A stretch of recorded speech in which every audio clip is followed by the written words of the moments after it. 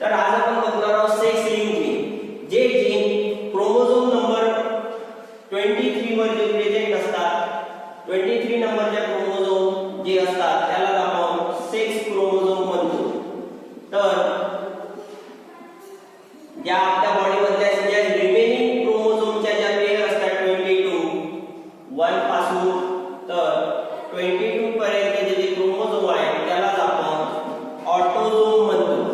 Autosome 22 आणि जे single pair उरलेली आहे 23 त्याला आपण सेक्स क्रोमोझोम म्हणतो.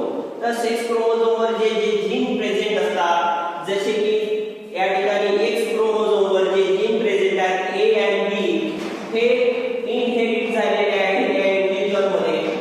तर एक्स क्रोमोझोम वरचे जीन या ठिकाणी इनहेरिट झालेले नाही, तर वाय क्रोमोझोम वरचे जीन या ठिकाणी इनहेरिट झालेले आहेत ई आणि य.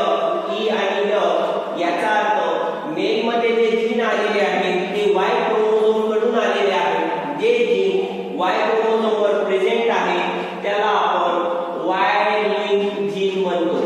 Y link